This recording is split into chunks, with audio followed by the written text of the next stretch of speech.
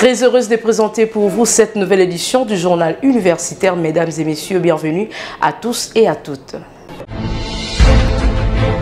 Erreur d'emploi des connecteurs pragmatiques dans la production écrite des apprenants de la 4e année des humanités de la province éducationnelle du Mont-Amba. Analyse et implication didactique, c'est le thème de la thèse de doctorat soutenue publiquement par le chef des travaux Willy Maleka Nimungani de la faculté de pédagogie et de didactique de discipline de l'université pédagogique nationale. Georges Nilou Mussine, cet élément.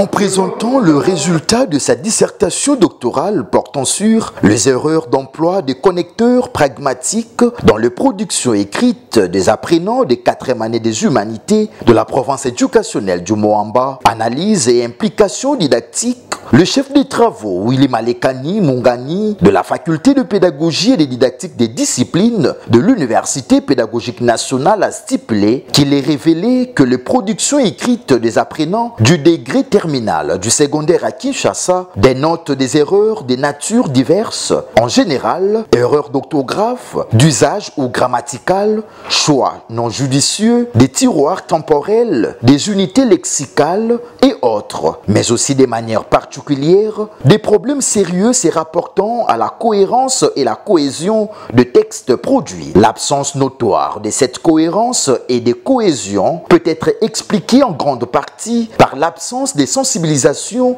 au choix et à l'utilisation judicieuse des connecteurs pragmatiques. Après analyse du corpus, 60 connecteurs pragmatiques ont été identifiés dans 17 référentiels et 43 logiques dans les productions écrites des apprenants. L'impétrant a enrichi son argumentaire en stipulant qu'en réponse aux difficultés des choix et d'emploi correct des connecteurs pragmatiques relevés dans les copies des dissertations analysées, le travail propose la sensibilisation des apprenants au choix judicieux et l'emploi correct des connecteurs pragmatiques. Celle-ci peut se faire à travers toutes les sous-branches du cours des français, aussi bien à l'oral qu'à l'écrit.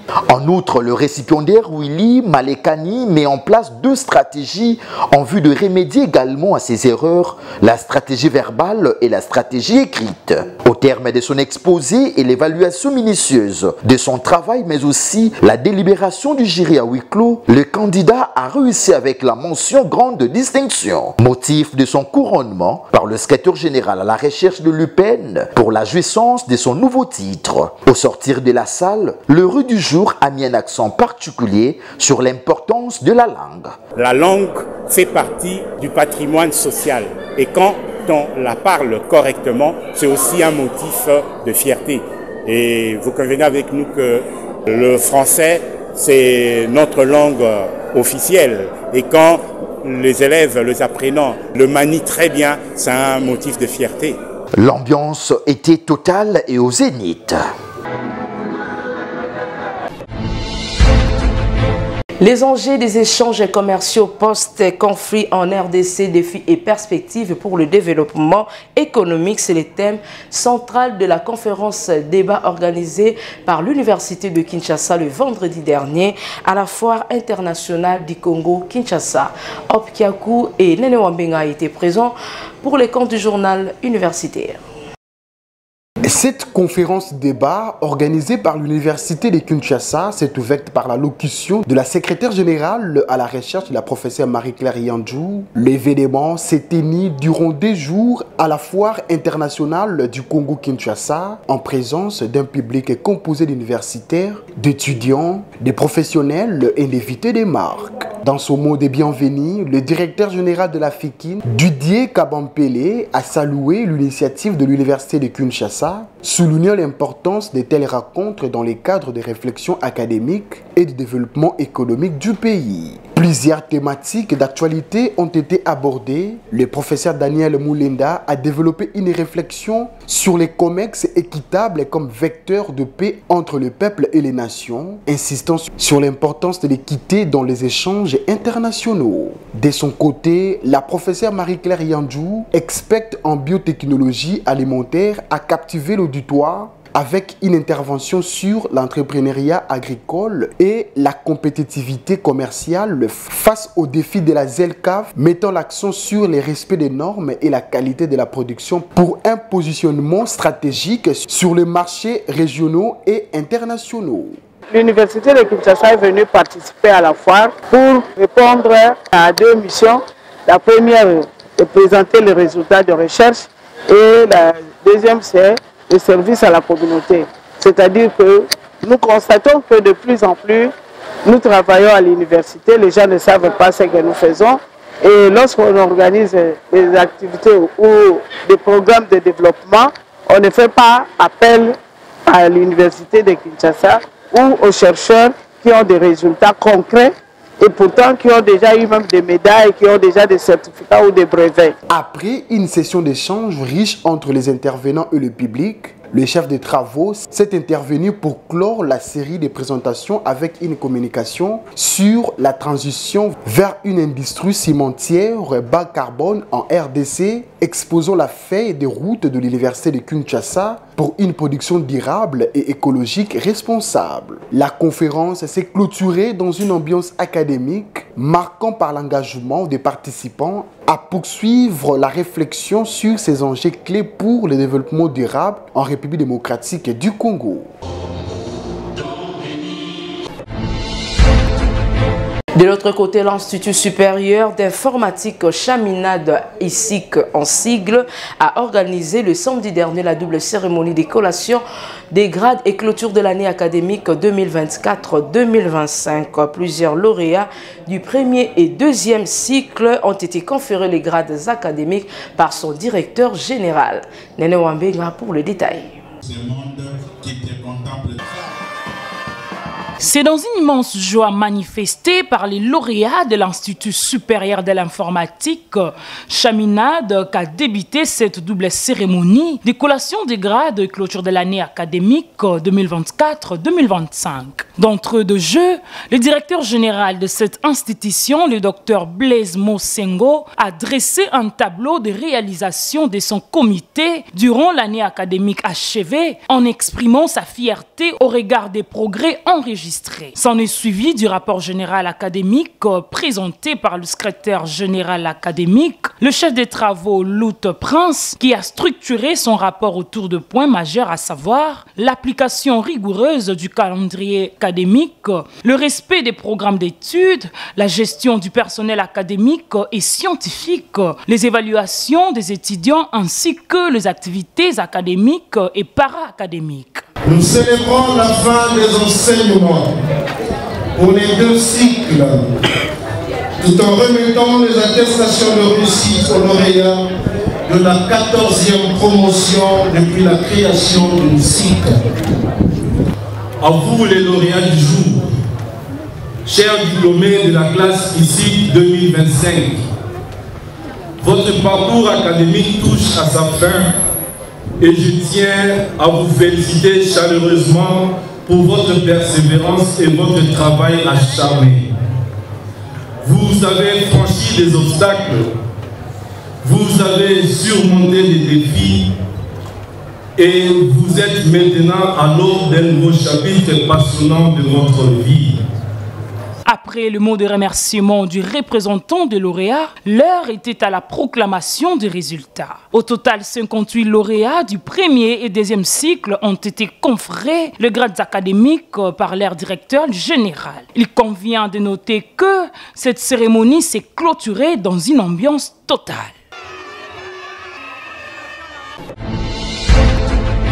Parlons de l'Assemblée générale constructive de l'Association des alumni de l'Université catholique du Congo. Le samedi dernier, à cette occasion, un nouveau comité de cette structure a été installé au campus universitaire de l'ICC que dirige le professeur Léonard Santédidi. Les détails dans ces reportages de Jérès Lando.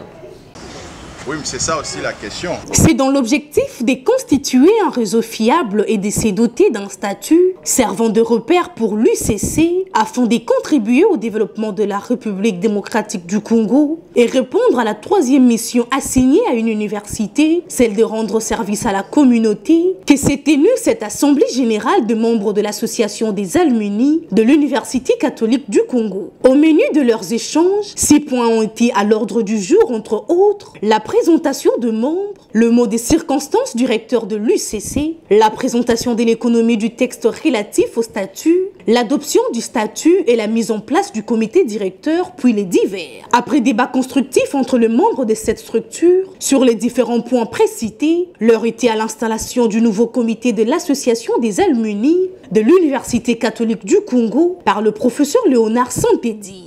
Au nom de notre association, je voudrais souhaiter un fructueux travail, présenter mes vives félicitations à cette équipe, souhaiter un travail fructueux pour les alumni et pour l'Université catholique, les confier au Seigneur qui puisse les bénir et leur accorder la force du rayonnement vraiment de notre association, de notre UCC. Satisfait de la réussite de cet événement, le nouveau président de cette structure, Alain Chibandangoy, et les recteurs de l'UCC, l'abbé Léonard Sampédi, sont revenus sur l'importance de cette assemblée générale. Aujourd'hui, c'est également un jour pleinement d'émotion parce que nous avons été élus à l'unanimité pour gouverner cette association. En notre qualité de président des alumni de l'UCC, nous prenons le ferme engagement de pouvoir d'abord contribuer au rayonnement de l'Université catholique du Congo. Et nous disons à tous ceux qui partagent avec nous la qualité d'être anciens étudiants de l'UCC, nous disons qu'aujourd'hui, ils doivent saisir l'opportunité de répondre à cet appel de la responsabilité. Nous comptons aller partout trouver les anciens. L'UCC, cette université de référence et d'excellence, a produit beaucoup de fils et de filles qui servent la nation. Nous remercions les uns les autres qui ont participé à cette réunion du 23 août 2025 où d'abord nous avons pu adopter les statuts de l'association des anciens de l'UCC qui déploie vraiment toute l'harmonique pour une association qui doit rayonner dans des objectifs, par exemple, contribuer au rayonnement et au développement de l'UCC. Il faut visibiliser cette association avec un bureau en bonne et due forme, organiser les rencontres au niveau de l'université, être présent, cette association doit être présente dans la marche, a un mot à dire, mais aussi ce que nous voulons, qu'ils aient des initiatives. Il s'y est de noter que cette réunion constructive de l'association des alumni s'est clôturée dans un climat serein. La coordination estudiantine de l'Université libre de Kinshasa a organisé une conférence débat sur l'autonomisation de la jeunesse, défis et opportunités en vue de conscientiser le jeune à se prendre en charge dans la vie professionnelle. Georges Deloumi pour le reportage. C'est autour du thème autonomisation de la jeunesse, défis et opportunités que ces scientifiques ont cogité au cours de cette conférence débat organisée par la coordination estudiantine de l'Université libre de Kinshasa. Après le mot de bienvenue du professeur Jean-Lucien Kitima, recteur de cet établissement, le président du comité général des étudiants de l'ULK, Glody Mwamba, a précisé à l'assistance le bien fondé de cette messe scientifique. Le thème qui nous réunit aujourd'hui est d'une importance capitale, surtout pour un pays comme la République démocratique du Congo, où la jeunesse représente plus de 60% de la population. Il s'agit non seulement de réfléchir ensemble sur les obstacles qui freinent l'épanouissement de notre jeunesse, mais aussi d'identifier les leviers qui peuvent faire d'elle un véritable moteur de changement. Il n'est plus question de subir, mais d'agir. Nous sommes les acteurs de notre propre développement, les architectes de notre avenir. Puis les différents intervenants du jour, le ministre Samuel Mbemba, les députés nationaux Amici Makutano et le représentant de l'honorable Socrate Mubengai ont tour à tour développé leur sous-thème sur l'engagement de la jeunesse congolaise pour un Congo plus fort qu'avant, la réforme de la justice congolaise, bilan pour les réformes récentes, mais aussi sur l'emploi de jeunes face aux défis d'expérience professionnelle. Et ces derniers ont fait savoir que l'employabilité de jeunes est un facteur de stabilité économique et de la paix sociale. La jeunesse constitue une force motrice dans l'organisation et fonctionnement de l'État. Oui, la jeunesse est victime des crises, mais elle est également une actrice potentielle du changement. D'où il faut protéger le jeune en leur associant à la prise des décisions, et les jeunes doivent avoir le goût du risque, s'élever, agir, car il n'y a pas de développement de la société sans la jeunesse. Soucieux d'assurer les développement de la RDC, la justice qui est le symbole de l'unité sociale doit être rendue de façon équitable car elle élève une nation, ont enrichi les conférenciers. Voilà ce qui justifie plusieurs réformes initiées dans ce sens. La collaboration de l'État congolais avec les établissements universitaires afin de dénicher les compétences et le financement de programmes d'accompagnement des stages pratiques et innovation des jeunes sont parmi les recommandations formulées par les intervenants au cours de cette messe scientifique afin de lutter contre le chômage et toutes ses conséquences, mais également dans le but d'assurer l'autonomisation de la jeunesse congolaise. Des interventions riches qui ont donné lieu au jeu de questions et réponses entre les orateurs et les participants pour boucler les boucles.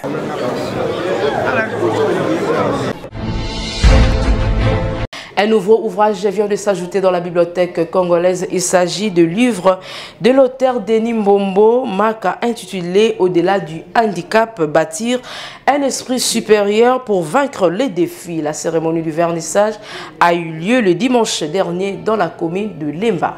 Neno Mbenga était présent pour le compte de notre rédaction. C'est dans une atmosphère de réflexions profondes et de convivialité que s'est tenue cette cérémonie de vernissage du livre de Denis Mbombo Maka intitulé « Au-delà du handicap, bâtir un esprit supérieur pour vaincre les défis ». D'abord, le premier panéliste s'est apaisanti sur son parcours personnel, marquant dès l'enfance par la poliomyélite, une maladie qui l'a conduit à vivre avec un handicap.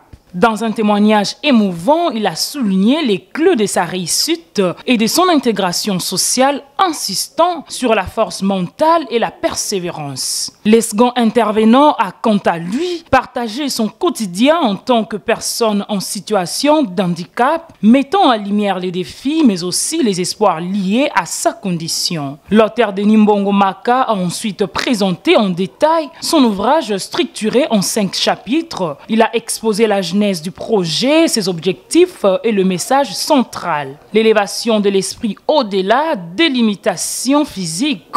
L'élévation de l'esprit au-delà des limitations physiques. D'écrire ce livre, c'est pour d'abord pour sortir moi-même de ma zone de confort, mais aussi pour être un témoignage, pour encourager les autres qui se retrouvent dans la même situation, de pouvoir aussi sortir de leur marginalisation, de leur préjugé en fait du monde par rapport à l'handicap. Peu importe les circonstances qui nous arrivent dans la vie, donc on ne peut pas être empêché pour réaliser de grandes choses. Avoir un handicap ou pas, donc si on a un esprit bien posé, on peut faire bien plus de grandes choses que les circonstances qui peuvent nous arriver. Le moment fort de la cérémonie fut la dédicace solennelle du livre par le pasteur Patrick Kaongia, suivi du baptême symbolique de l'ouvrage par le pasteur Josué Maswaku. La vente aux enchères du livre a suivi sa course normale dans une ambiance chaleureuse et fraternelle pour boucler les boucles.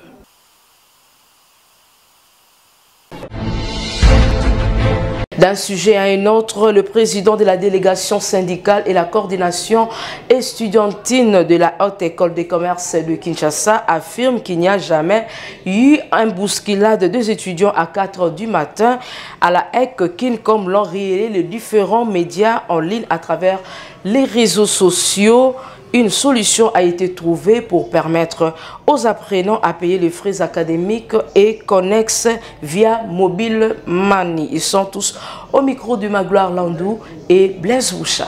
Je vous dis de prime abord que ce n'était même pas à 4 heures, c'était à 5 heures parce que ce n'est pas nous.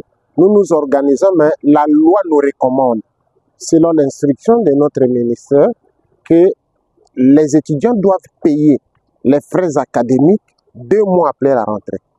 Maintenant, ce qui a fait qu'ils n'ont pas payé au début de l'année, tous ils sont venus payer vers la fin de l'année avec le système de recouvrement, l'argent de Minerval. Alors aujourd'hui, avec l'application OpSolution, l'étudiant paye lui-même à la banque et ça s'affiche dans son téléphone. Alors ce sont des innovations que nous sommes en train de faire, des réformes qu'on fait à la Haute École de Commerce sous la bénédiction du ministre de l'Enseignement supérieur, Madame Sombo Safi Ayane, que je félicite beaucoup, avec ce qui nous soutiennent sur ces réformes-là. Alors ce sont les gens qui se sont habitués à prendre le Minerva sous les arbres, qui ont profité pour dire que voilà, ils ont même appelé quelques étudiants pour dire que venez et nous allons faire ceci. Non, parce que tout est réglementé chez nous. La banque, ce n'est pas nous, nous ne sommes pas une banque. La banque organise ses services conformément, la banque ouvre à 8 heures. Et si l'étudiant arrive, il ne peut pas arriver à 4 heures. Donc c'est ce qui est fait que ces images se font circuler par les ennemis qui sont dans le noir, qui prenaient les Minerval en son temps sous les arbres. Alors, ce qui fait que c'est faux et archi faux parce que les étudiants sont venus payer au même moment, mais ils ne sont pas arrivés à cette heure-là. Et ceux qui sont arrivés à cette heure-là, à 5 heures ou à 6 heures, la garde universitaire doit les récupérer pour les protéger à l'intérieur. Alors, s'ils arrivent à cette heure-là, et en plus de cela, lorsque les étudiants viennent au cours, il y en a ceux qui arrivent à 4 heures, il y en a ceux qui arrivent à 5 heures. Alors, pourquoi on ne parle pas de ces étudiants-là qui entrent dans les auditoires à 4 heures, à 5 heures? Alors, ce sont les ennemis des réformes que nous sommes en train d'entreprendre à la Haute École de Commerce de Kinshasa. C'est comme ça que nous disons à tout le monde de s'apaiser et de rester calme. Parce que la Haute École de Commerce, avec son personnel, sont en train maintenant sur la voie des innovations. Et aujourd'hui, nous sommes le premier établissement où les étudiants vont commencer à payer par mobile monnaie, où les étudiants vont commencer à payer. Et dès qu'ils payent, ils doivent vérifier dans le système, dans l'application, comme ils le savent, que l'argent est déjà coché. Point barre. Déjà, j'informe à mes aînés, les anciens, ceux qui sont passés avant moi, n'importe quelle année. Aujourd'hui, à part ceux qui ont déjà eu à récupérer leur diplôme, le comité de gestion, que j'encourage et que je félicite, détiennent actuellement plus de 13 574 diplômes sur place. Donc, je fais appel à tous mes aînés de la HEC de venir prendre leur diplôme car tout est signé. Et surtout, nous remercions la ministre, Madame Thérèse Sombo, pour cet accompagnement. La dame qui nécessite d'accompagner notre comité de gestion fait d'amener toute cette réforme au sein de l'université. Dans ce même chapitre, la HEC communique aux apprenants qu'ils peuvent désormais s'acquitter de leurs obligations financières via Mobile Money, communiqué par Magloire Landou.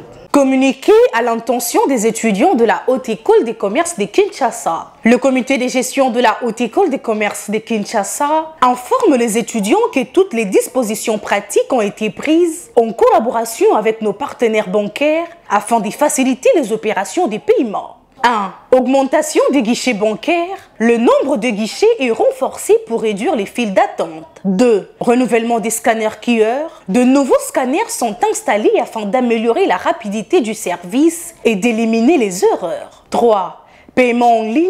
Très prochainement, les paiements pourront s'effectuer via les différents opérateurs de Mobile Money, à savoir Airtel Money, Orange Money, M-Pesa, Africell Money et Carte Visa. Le comité de gestion rappelle qu'il est nécessaire d'effectuer ces paiements bien avant le jour des examens et de s'y présenter au guichet pendant les heures de service. La Haute École de Commerce de Kinshasa alerte par ailleurs tous les étudiantes et étudiants à faire preuve de vigilance en évitant de confier leur argent à des tierces. L'institution décline toute responsabilité en cas de négligence. Enfin, il est rappelé que tout paiement s'effectue exclusivement par voie bancaire dédiée et que chaque étudiant reçoit immédiatement une notification via la plateforme OPT Solutions. Communiqué signé par l'administrateur du budget, Bawala Bondonga Dominique, directeur chef du service. Avant de boucler cette édition, parlons de la cérémonie des remises des brevets et clôture de la formation en coupe-couture organisée par l'ONG dénommée Projet Mikondo que dirige Papi Kabango. En sa 9e promotion, la dite ONG vise à aider les jeunes femmes à devenir autonomes. La cérémonie a eu lieu le week-end dernier au quartier Mikondo dans la commune de Kimbanteke, Opkiakou et Sylvain Salabiakou pour le reportage.